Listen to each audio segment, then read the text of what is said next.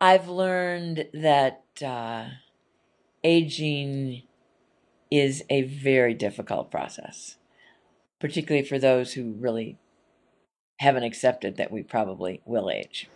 You mean like That makes it harder. the whole baby boom generation? Right, exactly. I mean, we never thought it was going to happen to us. So it's a bit of a surprise when it does. What does it mean to you? I think it means trying to understand and accept what the limitations are while at the same time denying them as strongly as possible. Yeah. Can you give an example? Well, I think that for me, aging in terms of athletic performance has been a measure of my aging and also a measure of my defying it. And I think what I've found is that so much of aging is attitude. If you believe you can continue doing the things you've always liked to do and continue doing them well, you probably can.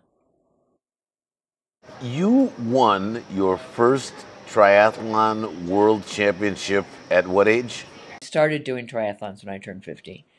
I won my first world championship when I was 63 In Australia?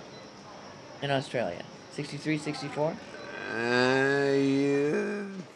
One thing about aging is you can't remember how old you are because you don't want to. But there's some degree, isn't there, of luck? Oh, absolutely. Luck, genetics. Um, I do wonder what will happen when all my luck and genetics run out. And I suppose there will be a time when I won't be able to uh, do triathlons or ski the bumps, and then we'll see how well I adjust to aging. So far, I haven't had to face that. How much time do you spend these days being grateful for your ability to be fit and active? I do spend a lot of time being grateful for that, particularly for me since my sister has just become ill.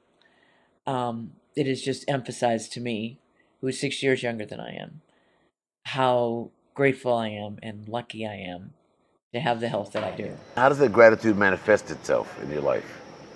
I mean, there are times when I'm skiing down the mountain or riding my bike or running when I'm just, you know, terrifically grateful that I am able to do this. It also improves my performance. When I'm in a big race, a world championships race, much of my mental attitude is focused on I am so privileged to be able to have the ability to do this. And that helps. But it does Ah! create a better performance. This program is being sponsored by the Chicago Council on Science and Technology. Science and technology have been of substantial aid to your ability to compete. Can you talk a little about that? Absolutely. Particularly in terms of my health with injuries. You know, there's so much new medical application for athletes and for anyone to keep your body together at this stage. Whenever I have an injury, which is frequently, my back is probably my biggest area of concern. I will immediately uh, go to the doctor, attend to it, do whatever you have to do, take anti-inflammatories. Um, I will take the most aggressive treatment possible immediately as soon as an injury occurs, and that's made a big difference. When I was first starting triathlon, as you may remember, I did have an accident, and the physician that I went to said, "You have a chronic back injury. I think you should go home and take up knitting, and you should never run again." I didn't pay any attention to him, fortunately. You're having a great time, you're aging well. Give us some advice. Again, I think the advice to age well or as well as you possibly can is attitude.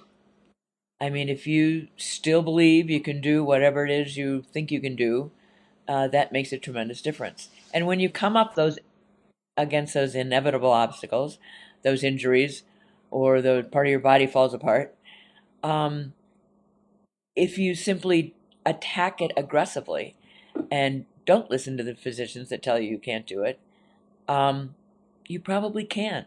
I mean, the best advice is just keep doing it. Thank you, Elizabeth Brackett. We'll look forward to seeing you on the 5th of February at the Chicago Council for Science Technologies panel, Aging Well.